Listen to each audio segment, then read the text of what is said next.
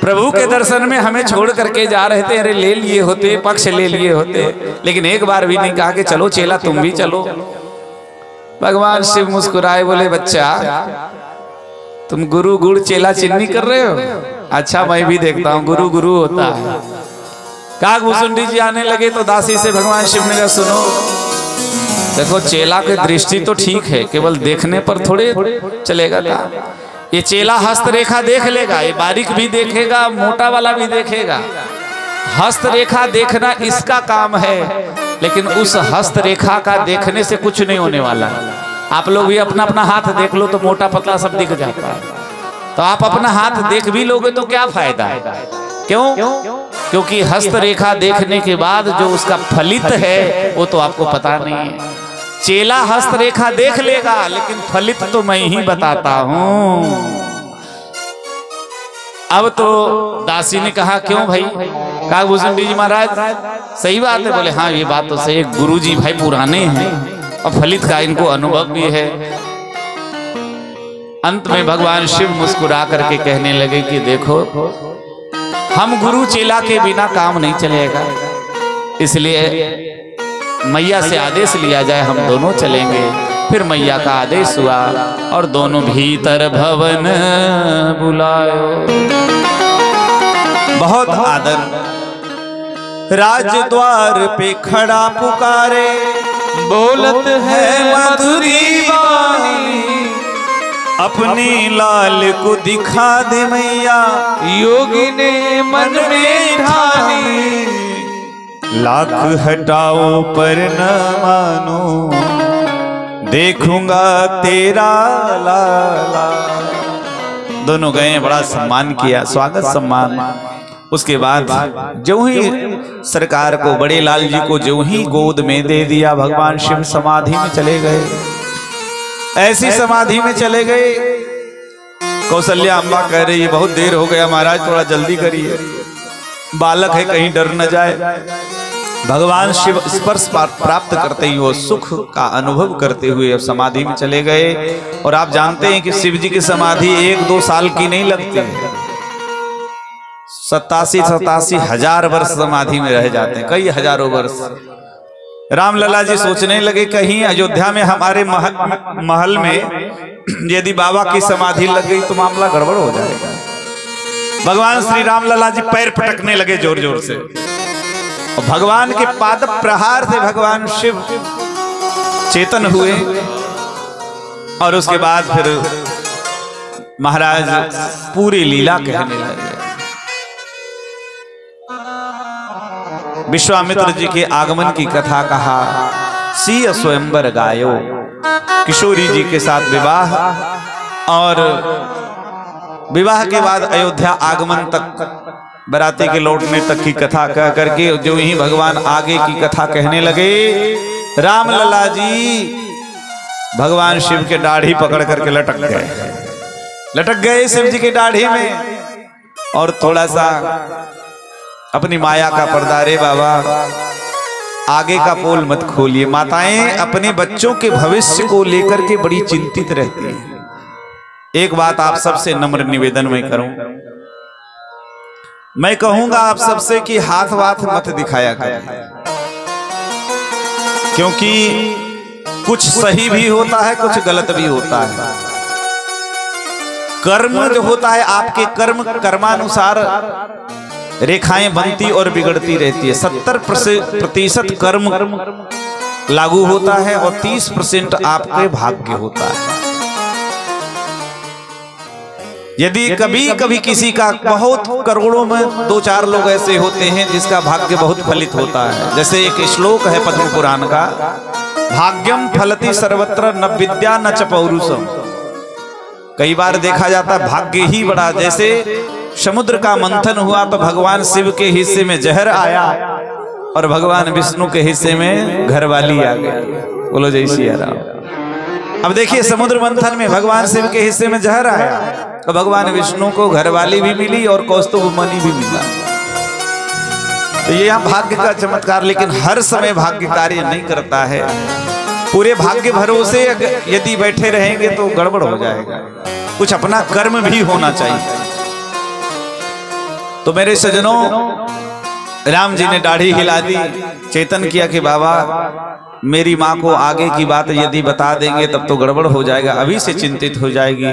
दुख जब आना होगा तो उसको कोई रोक नहीं सकता। आप जितने यहाँ पे कथा में विराजमान है उन श्रोताओं से निवेदन करूं, दुनिया में किसी की ताकत नहीं है कि आपके आने वाले भविष्य के दुख को कोई रोक सके, किसी में ताकत नहीं। लेकिन इसमें एक विकल्प जरूर है। विकल्प यह है कि यदि आप वैष्णव हैं, सत्संगी हैं, भगवत प्रेमी हैं, भक्त हैं, तो वो आपको दुख मिट नहीं सकता, कम हो सकता है। जैसे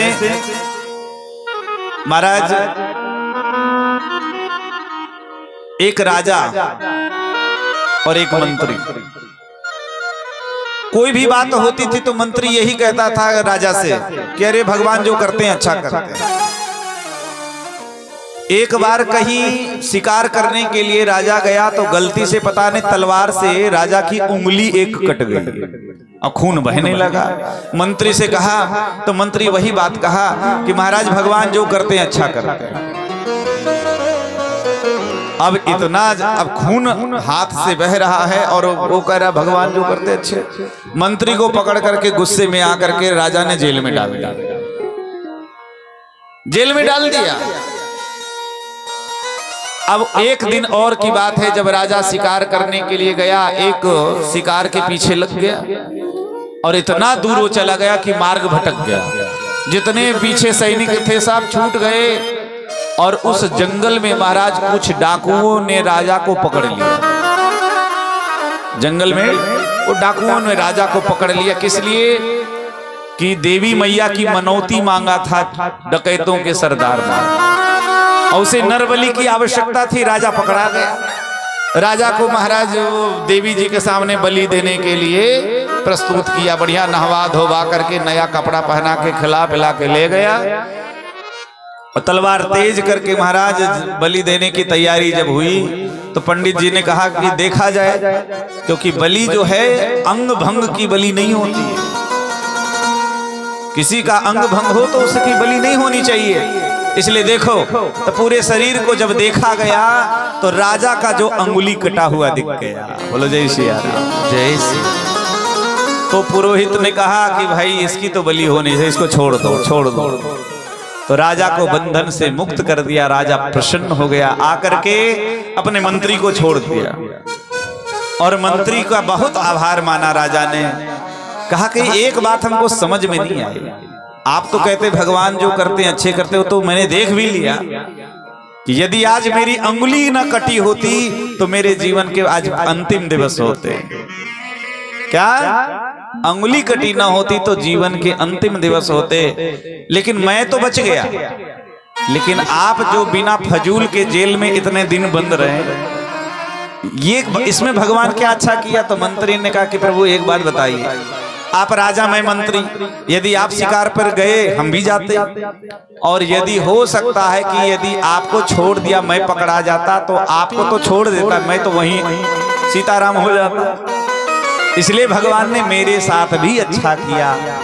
और इसलिए मेरे सज्जनों, जो भक्त होते हैं, कई बार देखा जाता है, मेरे साथ एक घटना यही प्रयागराज में हुई, मेरे साथ प्रत्यक्ष घटना। मैं भगवान की उस कृपा को, अहेतु की कृपा को भूल नहीं सकता था। गाड़ी से जा रहे थे, सुबह के 3 बजे की बात है, 2019 का जो अर्ध कुंभ लगा था उसकी बात मैं कर रहा हूँ। 90 के स्पीड में हमारी गाड़ी, कार जो थी, डिवाइडर से टकरा गई झूसी के पास हाईवे पे। आगे गाड़ी, पीछे गाड़ी, और जाकर के एक डंपर जा रही थी, उसी में मेरी गाड़ी घुस गई। ड्राइवर 90 के स्पीड में नींद में सो गया। अब सोचिए, और गाड़ी की स्थिति ऐसी हुई कि आगे से पूरा चूर चूर, पूरे गाड़ी पिचक गए। हम लोग सीट में चिपक गए थे। 5 लोग थे, लेकिन मेरे सज्जनों यही प्रभु की कृपा है, भजन का इसका तेज है, इसका प्रताप है कि भगवान की भक्ति हमसे कथा करवाना था, धर्म का प्रचार करवाना था। 5 में से किसी को एक खरोच भी नहीं आई। गाड़ी देख करके लगता नहीं था कि एक भी आदमी बच पाएगा। और हम लोग फोटो भी खींचे, लोगों को भेजे, लेकिन सब लोग सोचते थे कैसे बचेंगे। उस दिन मैंने जाना कि साक्षात भगवान की कोई ऐसी दिव्य शक्ति थी जो आकर के हमको बचाई। तो भक्तों के कष्ट को भगवान, जो बड़ा कष्ट होता है उसको भगवान छोटा कर देते हैं, संपूर्ण नाश नहीं करते। क्यों? यदि किसी भक्त की संपूर्ण उसके विधान को यदि नष्ट कर दिया जाए तो ऐसा भक्त कभी मुक्ति नहीं प्राप्त करेगा। कर्म का भोग भगवान चाहते मेरे भक्त यही भोग करके एकदम शुद्ध बन करके फिर धाम को जाए। तो इसलिए आगे का चरित्र राम जी ने मना कर दिया। उसके बाद फिर तो खूब सम्मान करके दान दक्षिणा देकर के विदा किया देवी। इसीलिए मैंने आपसे चोरी की थी, आपको मैंने नहीं बताया। तो पार्वती जी हंसने लगी, प्रभु आपने अपनी चोरी बता दी, लेकिन मैं भी अपनी चोरी बता रही हूं। बोलो भक्त वत्सल भगवान की जय। आपने अपनी चोरी तो बता दी, लेकिन आज जब चोरी की चर्चा चली तो मैं भी चोरी की थी।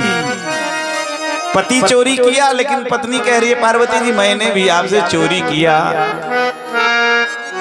देवी चोरी आपने क्या की? तो कहा कि एक बात बताइए, आप राम जी का दर्शन करने गए? बोले हाँ। तो बोले आप सीधे महल में गए? बोले नहीं। तो बोले कैसे गए? बोले एक दासी थी। तो बोले वो दासी कौन? जिसका हाथ आपने बड़े प्यार से देखा था कि इसका पति इतना सामर्थ्यवान ऐसा ऐसा होगा। तो वो जो दासी जो आपको महल में ले जाने वाली आपकी यही दासी थी। बोलो भक्तवत्सल भगवान की जय। भगवान शिव मुस्कुराने लगे कि देवी हमसे भी तुम आगे निकल गई, क्योंकि यदि तुम न होती उस दिन तो भगवान के दर्शन हमें भी न हो पाते। और इसीलिए कहा गया है धर्म पत्नी कहा गया है। क्या कहा गया है? धर्म पत्नी। जो अपने पति को धर्म के मार्ग में लगावे उसको धर्म पत्नी कहते हैं। इसलिए धर्म की जहां भी स्थान है, माताओं को तो वैसे भी देखिए कथा हो, वार्ता हो, पूजा पाठ हो, साक्षात भक्तिमती होती है। इसलिए यह शुभ चरित जान पैसो, यह शुभ चरित जान पैसो, कृपा राम के जान पर हो, कृपा राम की जान पर हो, कृपा राम। यह चरित्र तो भगवान की कृपा के बिना जाना नहीं जा सकता है। फिर तो बहुत दान दिया है, अयोध्या का अपार वैभव का वर्णन किया है। और महाराज कछुक दिवस बीते यही भांति, जात न जाने दिन रात। देखिए आप सब जितने लोग हैं, निवेदन करूं, यदि आप हिंदू धर्म में पैदा हुए तो अपने संस्कारों को लेकर के चलिए। पैसे से आप कार जरूर खरीद सकते हैं, बड़े बड़े आप कंपनियों में नौकरी करके पैसा कमा करके आप कार तो खरीद सकते हैं, लेकिन यदि संस्कार चाहिए तो यही कथा में आपको आना पड़ेगा। बोलो जय श्री राम। जय श्री। कार पे चढ़ने से संस्कार नहीं आएगा, सत्संग करने से संस्कार आएगा। इसीलिए 16 संस्कार कहे गए। क्या कहे गए? 16 संस्कार। आज के समय में इन संस्कारों का इतना लोप हो गया। एक निवेदन में करूं, हमारे बड़े बुजुर्ग सब हैं, मेरे मन की एक पीड़ा है। कई बार लोग साधुओं की बड़ी घनघोर निंदा किया करते हैं। अभी कुछ 4-6 सालों में ऐसी स्थिति आई कि लोग जहां देखो साधुओं की निंदा, साधुओं की निंदा। बिना हम लोग जब कभी जाते यात्रा करते, लोग बिना मतलब के गालियां देते कि साधु ऐसे हो गए, वैसे हो गए, ये हो गए, वो हो गए। मेरे मन की एक पीड़ा में आप सब समझ पाएंगे मेरी पीड़ा को।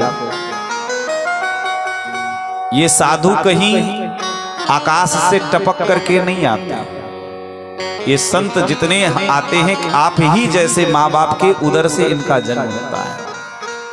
आप अपने अपने सीने पर हाथ रख करके विचार करिए कि मैं गृहस्थ धर्म का पालन कर रहा हूं। यदि गृहस्थ धर्म का मैं वर्णन करना शुरू कर दूं तो आप सोचेंगे गृहस्थ के लिए भी इतने कर्मकांड बताए गए हैं। श्रीमद् भागवत के 7वें स्कंद में चारों आश्रमों के धर्म का वर्णन किया गया, गृहस्थ, वानप्रस्थ, ब्रह्मचर्य और संन्यास। यदि गृहस्थ अपने धर्म में रहे और ऐसे धार्मिक गृहस्थ के उदर से जो संतान होगा वो भी दिव्य होगा। आज कौन ऐसा गृहस्थ है भगवान के लिए? बहुत सारे लोग हैं कि गुरु दीक्षा ले लिए हैं लेकिन वो माला जाला फेरते भी नहीं है, बोले काम है काम। आप सही से समय निकाल नहीं पा रहे हैं। साधना में जब कमी आ जाती है, गृहस्थ धर्म का बहुत सारे धर्म है महाराज। गृहस्थ में एक गृहस्थ धर्म तो चारों आश्रमों का पोषक है गृहस्थ। हम महात्मा भी हैं ना, तो जब हमें भूख लगती है तो हमें भी आपके गृहस्थों के ही घर जाकर के रोटी मांग के लाते हैं। वानप्रस्थी भी गृहस्थ के छोड़े हुए अनाज को ग्रहण करता है और ब्रह्मचर्य में भी गृहस्थ समस्त आश्रमों का पोषक है। लेकिन गृहस्थ अपने धर्म में चले तो महाभारत का एक श्लोक है, पत्रम दृष्ट्वा पुष्पम दृष्ट्वा दृष्ट्वा योषित यौवनम।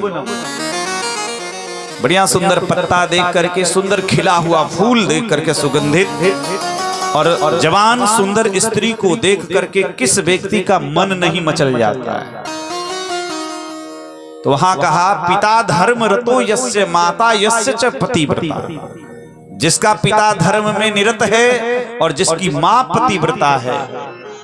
एक बात की मैं गारंटी देता हूं कि यदि कोई पुत्र कुपुत्र निकलता है, दुष्चरित्र निकलता है संतान, बेटा बेटी, तो उस दुष्चरित्रता का भागी माता पिता होते हैं। आपके पालन पोषण में, संस्कार में कहीं न कहीं कमी रह गई, जिसकी वजह से ऐसा हुआ। उसके भागीदार आप भी हैं। तो यदि आप किसी को गाली देते हैं, आप अपने को तो देखिए। हम अपने नहीं देखते। कई बार भोजन करने बैठते तो हम दूसरे को थाली में देखते हैं कि वो क्या खा रहा है, अपनी थाली नहीं देखते। हम अपने जीवन को देखें कि कितना हम भजन कर पा रहे हैं, धर्म के लिए हम कितना समर्पित हो पा रहे हैं। रुपया पैसा के लिए खूब समर्पित, रात दिन दौड़ भाग 24 घंटे कर रहे हैं। लेकिन एक बात बताऊं, हमारे आंखों के सामने प्रत्यक्ष हमारे दो पड़ोसी देशों के हाल देख लीजिए। एक पड़ोसी है, एक तो दूर में।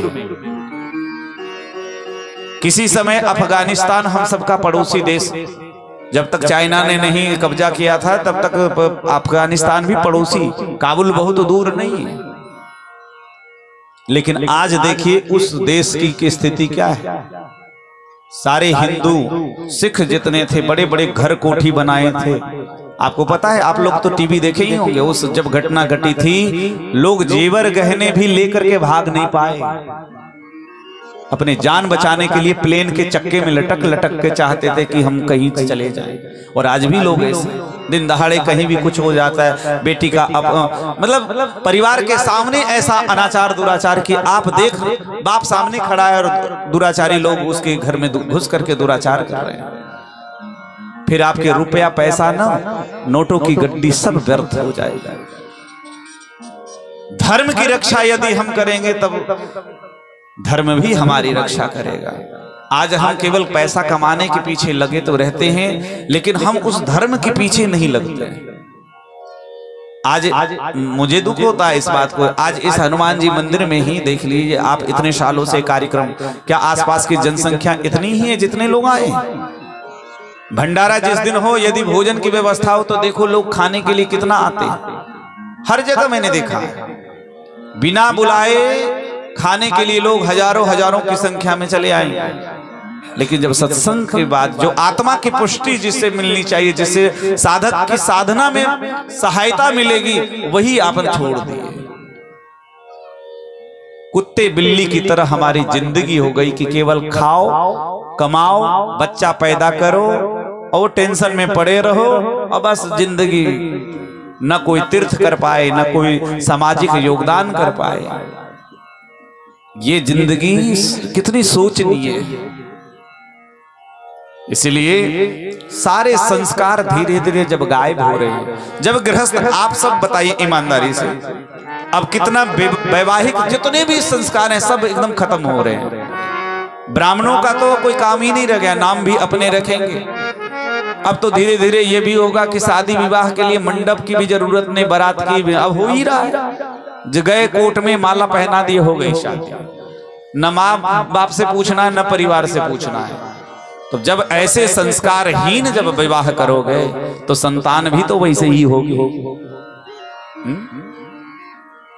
जब हम अपने आप अपने संतान को स्वयं हम अपने में संस्कार नहीं लाएंगे तो हमारी संतान कहाँ अच्छी हो पाएगी। केवल हम अपना सोचते हैं, और इसलिए हमारी कितनी माताएं, कितने यहाँ पिता होंगे जिनके 2-2, 3-3 लड़के होंगे, लेकिन पता चला कि सब नौकरी सर्विस करने वाला है, बूढ़ा बूढ़ी के पास अन्न देने वाला, भोजन देने वाला कोई नहीं। कई लोग ऐसे। इसीलिए महाराज अभी एक हमारे मित्र अनिरुद्धाचार्य जी के यहाँ से एक वीडियो देखा मैंने, आंखों में आंसू आ गए देख करके, आत्मा फट गई। मंच पर एक लड़का बीवी सहित अपनी माँ को, बूढ़ी माँ को छोड़ने के लिए वृद्धाश्रम में आया। महाराज जी कह भी रहे थे कि भाई, बोले कि तुम्हारी माँ खराब है कि तुम्हारी बीवी? तो उसने कहा कि मेरी बीवी बड़ी लड़ती है। तो महाराज जी ने कहा कि तुम अपनी पत्नी को छोड़ दो, जो लड़ाई करती है उसको छोड़ो, उसको त्यागो। तो बोले नहीं महाराज जी, हमारी मजबूरी है। जिस माँ ने जन्म दिया, जिस पिता ने पाला पोसा, उसके लिए आपके जीवन में मजबूरी हो। और ये क्यों हो रहा है? ये सत्संग के अभाव के कारण हो रहा है, धर्म से दूरी होने के कारण। हम बड़े मतलब अंग्रेज के औलाद बने फिर रहे हैं और अपने संस्कारों को भूल रहे हैं। इसलिए सुख इससे नहीं मिलेगा। माता पिता की भक्ति जब कथा सुनेंगे, आगे चरित्र सुनिए, सारे संस्कार से हीन। अब विवाह हो रहा है कैसे? यदि कन्या है छोटी भी 3-4 साल की, तो पहले लड़की का विवाह हुआ, लड़के का बाद में होता है। व्यतिक्रम हो गया। जनेऊ उपवीत जो बहुत पवित्र 16 संस्कार में से एक है, अब जनेऊ कौन करता है? प्राय अब जनेऊ क्या करते हैं, जब शादी होना है तो उस समय होता है। ब्राह्मण में यदि पैदा हुआ तो 9 वर्ष अंतिम अवस्था है। 9 वर्ष की अवस्था में उसके जनेऊ संस्कार हो ही जाना चाहिए, और यदि नहीं हुआ तो संस्कार रहित हो गया। कई लोग तो जनेऊ हो जाने के बाद भी जनेऊ के खूंटी में टांग देते, पहनते ही नहीं। इन सबको ढोंग ढकोसला मानने लगे हैं। तो ये सब संस्कार हीनता का परिचय। 12 दिन बीतने पर ही नामकरण संस्कार होना चाहिए। इसलिए नामकरण कर अवसर जानी, भूप बोली पटये मुनि ज्ञान। गुरुदेव भगवान को बुलाया। गुरुदेव भगवान बड़े प्रसन्न हुए कि आज मेरा सौभाग्य है, पुरोहित के द्वारा, आचार्य के द्वारा ही नामकरण होता है। आजकल तो नामकरण संस्कार अब तो ऐसे हो गए, नाना नानी अलग नाम सोच लिए, बुआ अलग सोच ली, मामा मामी अलग सोच लिए, दादा दादी अलग सोच लिए, पति पत्नी अलग। होने वाला एक है और उसके नाम बहुत सोच लिया जाता है। एक बार क्या हुआ, एक पति पत्नी रात के 12 बजे लड़ रहे थे, भयंकर, और घर से लड़ते लड़ते वो रोड पर लड़ने लगे रात के 12 बजे। और इतना लड़ाई पति पत्नी में आगे बढ़ गया कि पत्नी जूती फेंक करके मारती है पति को, तो दूसरे पड़ोसी के जाकर के उसके शीशे टूट रहे हैं खिड़की की। पति ने जूता चलाया तो उसको नहीं लगा, तो वो दूसरे के, अब दूसरे पड़ोसियों के जब शीशे टूटने लगे, पड़ोसी भी जमा हो गए। अब पति पत्नी में दोनों में झगड़ा चल रहा है। रोड पर लोग देखने वाले आ गए, तो एक बड़े बुजुर्ग पड़ोसी थे, बीच बचाव करने आए। बोले एक बात बता, तुम दोनों लड़ क्यों रहे हो? बोले देखो ना, ये कहते हैं कि हम बच्चे को डॉक्टर बनाएंगे, ये कहते हैं कि हम इंजीनियर बनाएंगे। अब दोनों में लड़ाई। पति कहता है कि हम इंजीनियर बनाएंगे, पत्नी कह रही है हम डॉक्टर बनाएंगे। तो उस बुजुर्ग ने पूछा कि भाई एक बात बताओ, तुम दोनों इंजीनियर डॉक्टर तो ठीक बात है, लेकिन जिसको बनना है एक बार उसका भी तो मत लिया जाए। तो बोले वो कहाँ है? तो पत्नी शर्मा करके कहती है वो तो अभी पेट में ही है। बोलो भक्त वत्सल भगवान की ऐसी कैसी लड़ाई? ऐसा नहीं होना चाहिए। इसलिए गुरुदेव भगवान आज बड़े प्रसन्न हो गए, नामकरण का अवसर और नाम रख रहे हैं कि इनके नाम कैसे होंगे।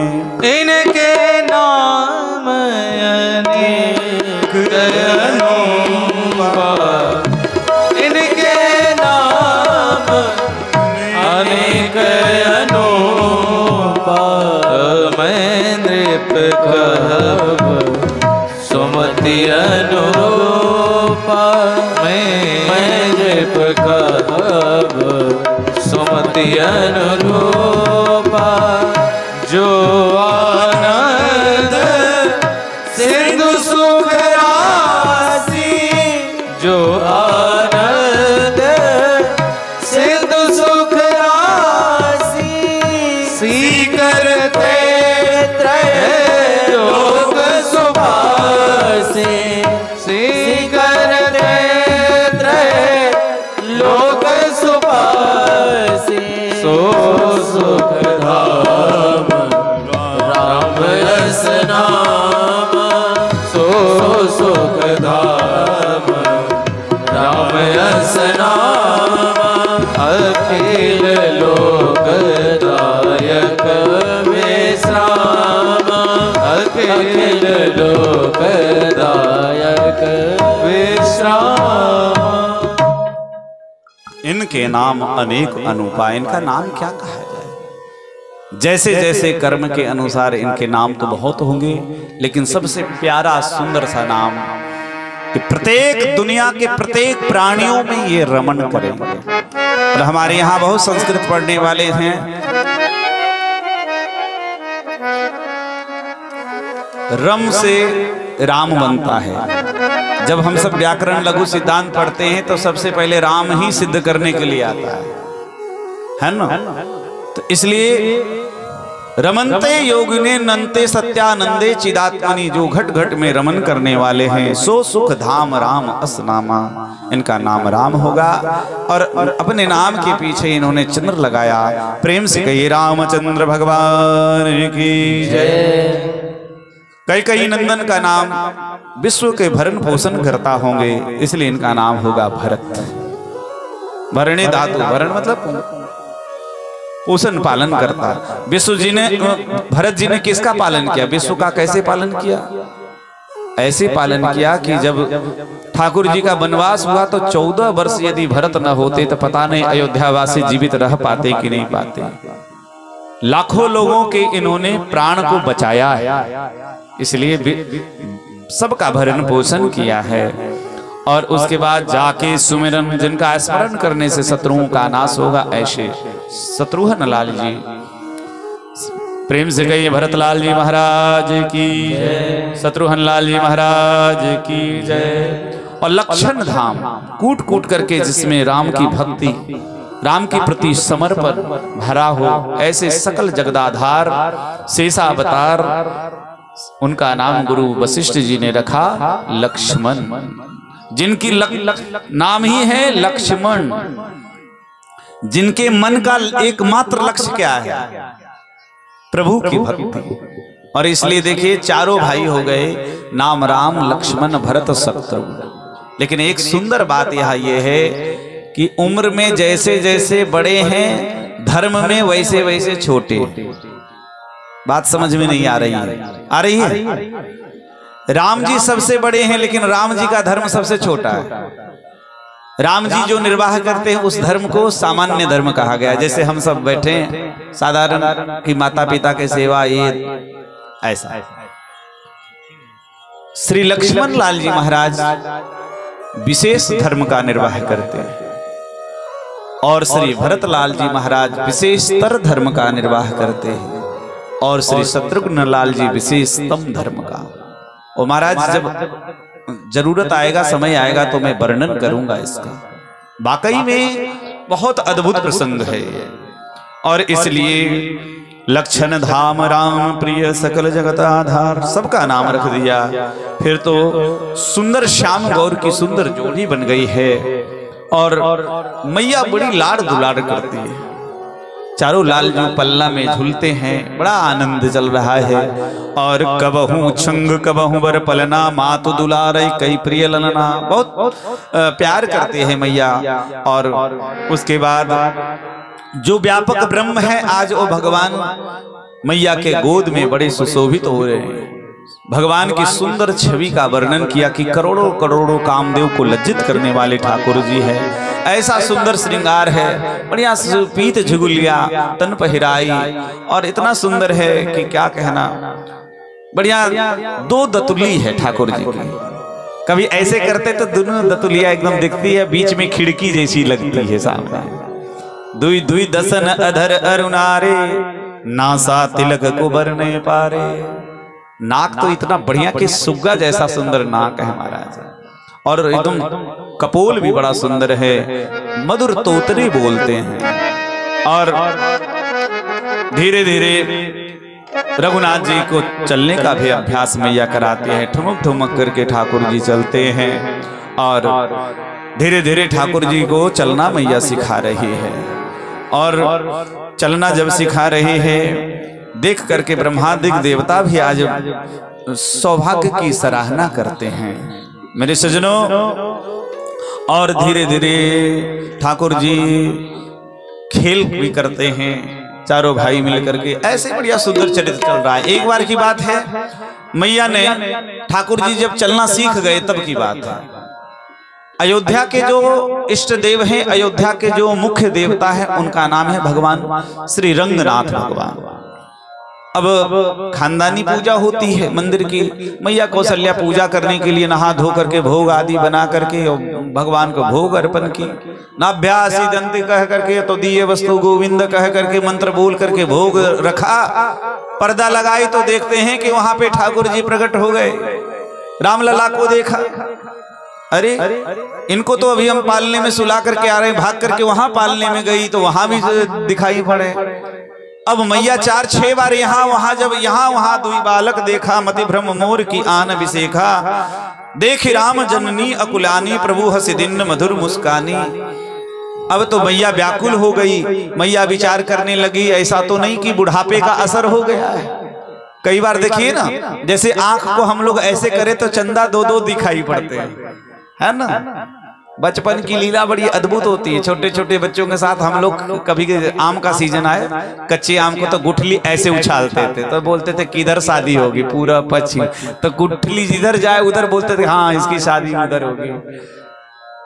तो ऐसे बाल लीला तो बहुत अद्भुत है, बहुत सुंदर है। तो महाराज भगवान हंस दिए। मैया को लगा कहीं ऐसा ना कि वो बुढ़ापे का असर हो गया हो, थोड़ा देखना कम हो गया हो, ऐसा हो। लेकिन प्रभु ने जब अपनी माया दिखाई, उसके बाद तो भगवान ने पूरा अपना संपूर्ण विराट स्वरूप का दर्शन कराया। देख करके मैया देख रावा माता ही निज अद्भुत रूप अखंड, रोम रोम प्रति लागे कोटि कोटि ब्रह्मांड। ऐसा देख करके स्तुति करने लगी, भयभीत हो गई। भगवान भी डर गए। मैया तो डरी जैसो डरी, भगवान भी डर गए। भगवान इस बात को सोच करके डर गए कि कहीं ऐसा न हो। भगवान बनना ही बहुत घाटे का सौदा है। किसी भी भगवान के चरित्र को आप देखिए, बहुत कठिन जीवन रहा है, इतना आसान जीवन नहीं रहा। और पद्म पुराण में भगवान शब्द की व्याख्या भी कही गई है। उत्पत्तिम प्रलयम चैव भूतानाम अगतिम गतिम। षडैश्वर संपन्न जिसे कहा गया उसे ईश्वर कहा गया है। इसलिए फिर तो भगवान इसलिए डर गए कि कहीं ऐसा न हो मैया मुझे भगवान समझ करके भोजन पानी और ममता लाड़ दुलार देना बंद कर दे। हम लोग क्या करते हैं, भगवान को एक अलमारी में पधरा करके 2 अगरबत्ती लगा के थोड़ी सी चिरौंजी डाल के छोड़ देते हैं और अपने चकाचक खाते पीते रहते हैं। तो इसलिए भगवान ने विचार किया, और भगवान क्या करते हैं, किसी पर माया का पर्दा डालना हो भगवान हंस दिए। और फिर तो क्या कहना, मैया कौशल्या के ऊपर अपनी विद्या रूपी माया, क्योंकि भगवान की दोनों माया है, एक अविद्या जो अज्ञानियों के लिए होता है, पर भक्तों पर भी माया लगती है। कभी कभी देखता है ना, भक्त भी माया में लिपटे जैसे दिखते हैं, तो वो भगवान की विद्या माया है। इसलिए विद्या माया का प्रसार किया। फिर तो मैया रामलला जी को गोद में उठा ली, और इस प्रकार से आगे चूड़ाकरण, चूड़ाकरण का मतलब बालभद्र मुंडन संस्कार को चूड़ाकरण कहते हैं, इसलिए वो सब हुआ। उसके बाद फिर भोजन करते समय भोजन करत बोल जब राजा, भोजन करत बोल जब राजा, नहीं आवत तजीवाल समाजा, नहीं आवत तजीवाल समाजा। कौशल्या जब बोल जाई, कौशल्या जब बोलन जाई, ठुमकी ठुमकी प्रभु चलई पराई, ठुमकी ठुमकी प्रभु चलई पराई। निगम नीति शिव अंत न पावा, निगम नीति शिव अंत न पावा। ताहि धरे जननी हठि धावा, तारे धरे जननी हठि धावा, जननी हठि धावा, जननी हठि धावा। बच्चों का स्वभाव ही ऐसा है, खेलने में ठाकुर जी मगन हो जाते हैं, इतने मगन हो जाते कि भोजन आदि का ध्यान ही नहीं रहता। राजा जब जाते, गोस्वामी जी की लेखनी देखिए भाई, बहुत साहित्य तो गोस्वामी जी का ऐसा दिव्य है कि क्या कहा जाए, अद्भुत है। कोई भूतो न भविष्यति, का कि भोजन करत बोल जब राजा। अब राजा यदि भोजन करने के लिए भगवान से कहे तो भगवान कर ही नहीं सकते। यदि एक भक्त भगवान को निवेदन करेगा तो भगवान झट से आकर के भोजन करेंगे। लेकिन यहां कौन बुलाने जा रहा है, कहे राजा, जिसके मन में अभिमान घमंड आदि है, पद का भी एक कि मैं राजा हूं, तो राजा महाराज राजा से थोड़े भगवान मिलते हैं, उसको छोड़ना पड़ेगा। और वही कौशल्या जब बोलन जाए, जब माँ जाती है तो ठाकुर जी तो आहा एक मातृभाव में ठाकुर जी चले आते हैं ठुमक ठुमक कर करके। और देवता भगवान की इस चरित्र को देख करके बहुत सुखी होते हैं। महाराज बच्चों के साथ खेलते खेलते ठाकुर जी बहुत सुंदर ऐसा श्रृंगार बनाते, मैया श्रृंगार करती लेकिन जाकर के धूल लपेट करके आते हैं। हाँ, भागवत का एक श्लोक भागवत में कहते हैं ना कि जब भगवान धूल लगा करके आते, मैया कौशल्या एक बार मैया यशोदा भगवान बहुत क्रोध में आ गई, गोद में बैठा के डालेगा और धूल से इतने की चेहरा दिखे ही नहीं, किस वर्ण के है दिखे ही नहीं, धूल से पूरे भरे। तो मैया ने गुस्से में कहा, क्यों रे सुअर कहीं के, क्रोध में आकर के मैया माताएं नहीं नहा धो करके बढ़िया काजल टीका एकदम झिगुली और माला वाला डाल करके 2 मिनट में वो बिगाड़ के आ गए। और मैया जब देखी तो एकदम पकड़ करके गोद में बैठा करके बोले, हे सुअर कहीं के। सो भगवान दोनों दुतलियां निकाल के जोर जोर से हंसने लगे और आंख ऐसे से करने लगे, अरे मैया तुम बिल्कुल ठीक पहचान ली। हाँ, मेरी मैया मुझे सही पहचान ली। और स्वामी बिल्वमंगल जी ने जो श्लोकों में लिखा है वही भाव संत बताते हैं। पंकाभिषिक्त सकला वैवं विलोक्य दामोदर बदति क्रोध बसाद यशोदा त्वम सुकरोसिगत जन्मनि पूतना रे। तुम पूर्व जन्म में लगता है सूकर था। अब जब इतना जब सुनते ठाकुर जी तो भगवान ठाकुर जी हंसने लगते। इत्युक्तम, जब इतना कहती मैया तो खिलखिला करके सस्मितम वो मुरारे है, बड़े प्रसन्न हो जाते, गदगद हो जाते कि मैया कम से कम पहचान तो ली कि बराह अवतार मैंने ही धारण किया था। ये भाव धूसर धूरी भरे तनु आए, भूपति भी हंसी गोद बैठाए। गोद में बैठा करके भोजन करने लगते। जब भगवान को भोजन कर रहे थे तो करते, लेकिन ज्यों ही अपने मुख में लगाते वह ठाकुर जी भाग जाते। तो महाराज भगवान का सबसे प्रिय भोग है, उसका नाम है क्या है? क्या करते ठाकुर जी को सबसे ज्यादा प्रिय? क्या करते मैया कौशल्या? क्या करती? दही, जो बढ़िया सुंदर औट करके दही। और महाराज दही को सुंदर औट करके और एकदम बिल्कुल ऐसा मारो कि गाल पर चिपक जाए, ऐसी दही। अब बढ़िया एकदम सुंदर बासमती जो कतरनी होता है, ऐसे सुंदर सुगंधित चावल बना करके और उसको बढ़िया ऐसा गेंद जैसा बना देते और दधी ओदन। अब ठाकुर जी को खिलाना चाहते, लेकिन ठाकुर जी उस गेंद जैसा बना करके और वहां से ले जाते। किसी ने भक्त ने कहा कि ठाकुर जी वहां क्यों नहीं खाते? मैया कौशल्या से मानो ठाकुर जी कहते हैं कि मैया तुम तो हमको खिला दोगी, लेकिन एक मेरा प्यारा सा भक्त है, वो बेचारा भूखा रहता है, रोज वो आशा देखता है। और वो भक्त कौन है? जब ठाकुर जी के भोजन का समय होता, श्री काग भुसुंडी जी अंगना में जाकर के काऊ काऊ करते।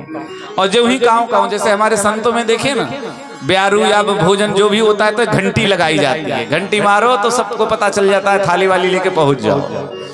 तो जो ही काग भुसुंडी जी काऊ काऊ करते तो ठाकुर जी भी एकदम सावधान हो जाते और वही दधी ओदन लपटाए, कुछ स्वयं खाते और कुछ जूठन पर अजिर महा सो उठाओ करी खाओ। 27 कल्प तक रहे। कल्प कितना कहते हैं? कल्प की गिनती तो अब कैलकुलेटर बहुत लंबा है। कल्प की जो गणना है, चतुर्युग सहस्त्राणी दिन में एकम पितामह। महाराज इतना तो ब्रह्मा के मतलब एक दिन होते हैं जो चारों युग 1000 बार। तो कल्प की वर्णन कभी हम करेंगे।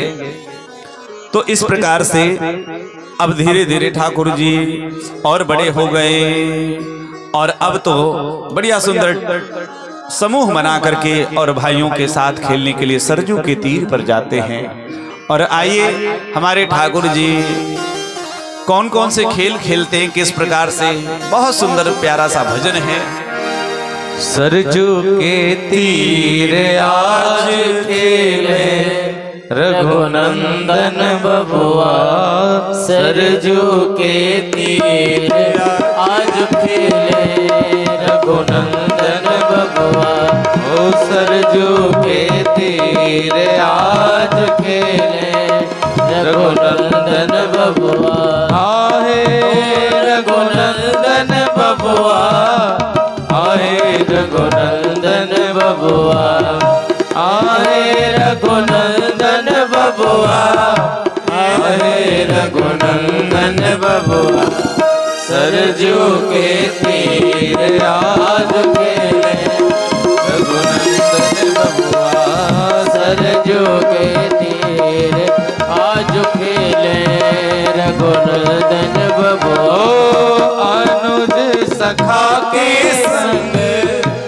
प्रेम उमंग रंग, अनुज सखा के संग प्रेम उमंग रंग, तरल तरंग आज खेले रघुनंदन बबुआ, तरल तरंग आज खेले रघुनंदन बबुआ, सरजू के तीर आज खेले रघुनंदन बबुआ, सरजू के तीर आज खेले रघुनंदन बबुआ।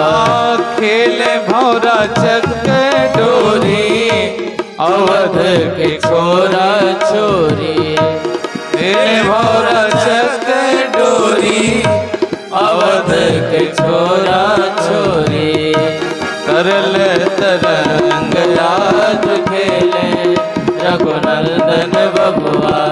सरजू के तीर आज खेले रघुनंदन बबुआ। सरजू के तीर आज खेले रघुनंदन बबुआ। आहे रघुनंदन बबुआ, आहे रघुनंदन बबुआ। सरजू के किनारे बढ़िया सुंदर खेल करते हैं। लेकिन आप जानते हैं किसी भी क्रीड़ा को करने के लिए एक पक्ष होता है और एक विपक्ष होता है। अब जब खेल का आयोजन किया जा रहा है तो प्रभु श्री राम के विपक्ष में कौन खड़ा होना चाहेगा? कोई नहीं। सब प्रभु के पक्ष में आ गए, बोले प्रभु हम आपके साथ, हम आपके पक्ष में, हम आपके पक्ष में। तो सब लोगों को, सब सखाओं को देखा, सब प्रभु के पक्ष में आ गए। तो महाराज श्री भरतलाल जी ने देखा, हमने कल बताया था कि जय विजय को श्राप दिया तो कहा ब्राह्मणों ने, सनकादिकों ने, 3 जन्म द्विज बचन प्रवाला। यदि प्रेम करोगे तो 7 जन्म और दुश्मनी करोगे तो 3 जन्म। प्रेम का लक्षण यही है, तत्सुखी सुखित्वम। हमारे भगवान की इच्छा, हम तो अपना सुविधा देखते हैं, मंदिर में जाते दर्शन करते तो हम अपनी सुविधा अनुसार अपना मनोकामना करते हैं। सर्दी हो तो भगवान ठीक करें, खांसी हो तो भगवान ठीक करें, बुखार हो तो भगवान ठीक करें, रोग हो तो भगवान ठीक करें, लड़का लड़की की शादी भगवान ठीक करें। लेकिन उनको ये नहीं पता है ये सब ठीक करने में भगवान को कितना कष्ट हो रहा है, ये नहीं जान पा रहा है। ये भक्त का लक्षण नहीं, प्रभु से याचना करना ये बनिया का लक्षण है कि हम आपकी पूजा कर रहे हैं, आप हमारी मनोकामना पूर्ण करिए। भक्त तो कभी कुछ मांगता ही नहीं है, और जो मांगता नहीं है भगवान उसको देने के लिए एकदम बिल्कुल तत्पर रहते हैं। इसीलिए भरतलाल जी विपक्ष में आते हैं और कहते हैं कि मेरे प्रभु यदि हमारे विपक्ष में खड़ा रहने से प्रसन्न होंगे हम वही काम करेंगे। हमें अपनी प्रसन्नता को देखना नहीं, हमें प्रभु की प्रसन्नता देखनी है। और फिर खेल जब भरत जी आते हैं तो कुछ और भी सखा आ जाते हैं, क्योंकि संत का साथ तो चाहिए। और उसके बाद जब क्रीड़ा चलती है, बढ़िया सुंदर आनंद चलता है, कबड्डी आदि की। और उसके बाद महाराज ऐसा लग रहा है कि राम जी का पक्ष एकदम विजेता घोषित होने वाला है, पर राम जी ऐसा दाव चलते हैं कि जीते हुए खेल को स्वयं हार करके और भरत को जिता देते हैं। बोलो भक्त वत्सल भगवान की जय हो। लेकिन भरत जी उदास हो जाते हैं। राम जी बड़े प्रसन्न होते हैं, पर भरत जी अपने प्रभु को हारे हुए देख करके उदास हो जाते हैं। प्रभु राम कहते हैं कि भरत तुम खेल जीत गए हो, क्रीड़ा को तुमने विजय किया है, अब भी तुम्हारे मुख पर प्रसन्नता नहीं दिख रही है। कहा कि प्रभु आप हार गए हैं तो हम कैसे प्रसन्न हो सकते हैं। प्रभु राम कहते हैं कि देखो भरत, हम तो हमेशा अपने भक्तों को जीत को ही अपना जीत मानते हैं। बोलो जय श्री राम। भक्त की जीत हमेशा भगवान अपना मानते हैं। जैसे आप सब बैठे हैं, यदि बेटा कोई बढ़िया काम करे, नाम करे, तो अपने बेटे के उस कर्म को माता पिता अपना मानते हैं कि मेरे बेटे ने किया, उसे अपना मानते हैं। उसी प्रकार भगवान भी करते हैं। इसलिए बढ़िया सुंदर क्रीड़ा करते हैं। बहुत सुंदर बाल लीला हुआ। आगे देखो, खेलने का भी एक अवस्था है। लालेत 5 वर्षानी 10 वर्षानी ताड़ेत, प्राप्ति तू 16 वर्षे पुत्र मित्र बधाचरे। शास्त्र का नियम है। महाराज ठाकुर जी जब और बड़े थोड़े हो गए तो विद्या अध्ययन के लिए गुरुकुल में आपने गुरु वशिष्ठ के यहाँ पधारे। अल्पकाल विद्या सब आई, गोस्वामी जी कहते आ गई। क्यों? क्योंकि कहीं गई नहीं थी, पर प्रभु के आगमन की प्रतीक्षा थी।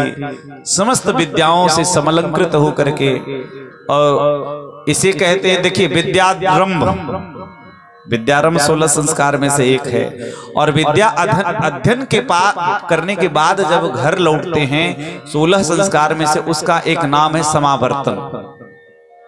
समावर्तन। तो महाराज विद्यारंभ भी हुआ गुरुकुल में अध्ययन करने के बाद, विद्याध्ययन के बाद समावर्तन। आजकल अब बड़े बड़े यूनिवर्सिटी में आप लोग देखते हैं ना, दीक्षांत समारोह होता है। यही एक, क्योंकि जब डिग्री पूरी हो जाती है तो विश्वविद्यालय के द्वारा उनको समारोह पूर्वक मान्यता दी जाती है कि इन्होंने ये उपलब्धि हासिल की है। उसी प्रकार से जाकी सहज श्वास श्रुतिचारी सो हरि पढ़िया कौतुक भारी। अब विद्या अध्ययन किया। विद्या अध्ययन करने के पश्चात ठाकुर जी क्षत्रिय कुल में उत्पन्न हुए हैं ना, इसलिए क्षत्रियोचित कर्म करने लगे। माता पिता के आज्ञा के अनुसार चलते हैं। और महाराज यहाँ लिखा हुआ है, पावन मृग मारहि जिय जानी। यद्यपि राम जी हिंसा कर्म नहीं करते, राम जी हिंसा नहीं करते। कहा कि मृग को फिर क्यों मारते? यदि हिंसा नहीं करते तो मृग को क्यों मारते हैं? यहाँ लिखा है जिय जानी। जिय जानी का मतलब हृदय से जान लेते। क्यों, कैसे जान लेते? जो मृग वृद्ध हो जाते, रोग से पीड़ित हो जाते, भोजन पानी नहीं मिल पाता और बड़े दुखी होते, जैसे कभी कभी हमारे आपके जीवन में होता है, दुख आता है, कहते हैं हे भगवान उठा ले, बहुत दुख में ऐसा कहते हैं। तो ऐसे ये मृग, जंगली मृग वृद्ध हो जाते, दुखी होकर के, और भगवान को पुकारते हैं प्रभु मेरी रक्षा करो। तो ऐसे मृगों की बात समझ जाते भगवान तो अंतर्यामी, उनके लिए क्या। इसलिए ऐसे मृग को जाकर के मार करके उनको गति देते हैं। और जे मृग राम बान के मारे, ते तजी तनु सुरलोक सिधारे। भगवत धाम। और महाराज देखो, बचपन से ही राम जी परिवार को जोड़ने की, रामचरितमानस क्या है? ये राम जी का जीवन, संपूर्ण जीवन आर्ट ऑफ लिविंग है, जीवन जीने की कला है। भाइयों के साथ मिलकर के भोजन करते हैं, माता पिता के आज्ञा में चलते हैं। प्रातः जब उठते हैं, नित्य कर्म पूजा प्रकाश में देखिए लिखा हुआ है पूरा सब वर्णन, कि जब हम उठें अपने हाथ को देखें, ब्रह्मा विष्णु त्रिदेव का स्मरण करें, कराग्रे वस्ते लक्ष्मी, कर मध्य सरस्वती आदि मंत्र का उच्चारण करते। पृथ्वी पर हम पैर रखने से पहले बिस्तर से जब उठे तो पृथ्वी को स्पर्श करके हम प्रणाम करते कि हे देवी, पता नहीं जाने अनजाने हम क्या अपराध करते, इसलिए क्षमा मांगते। बहुत यहाँ पे सब वो सब कर्म करते, माता पिता को प्रणाम करते, गुरु को प्रणाम करते और आज्ञा मांग करके सब कार्य करते। मेरे सज्जनों, इस प्रकार से अब भगवान श्री राम का ये चरित्र धीरे धीरे, भगवान श्री राम अब लगभग 12 वर्ष के हो गए, 12-13 वर्ष की अवस्था भगवान प्रभु राम की हो गई। और उसके बाद अब गोस्वामी जी कहते हैं, यह सब चरित कहा मैं गाई, अगिल कथा सुनो मन लाई। आगे की कथा में विश्वामित्र जी महाराज, विश्वामित्र महामुनि ज्ञानी, विश्वामित्र महामुनि ज्ञानी, बसहि विपिन शुभ आश्रम जानी, बसहि विपिन शुभ आश्रम जानी, जह जप जग जोग मुनि करही, अति मारीच सुबाहु ही डरही, देखत जगे निशाचर धाम करही उपद्रव मुनि दुख पाए करही उपद्रव करही उपद्रव करही उपद्रव। श्री विश्वामित्र जी महाराज रामचरितमानस के प्रकरण में प्रथम बार विश्वामित्र जी का आगमन हो रहा है।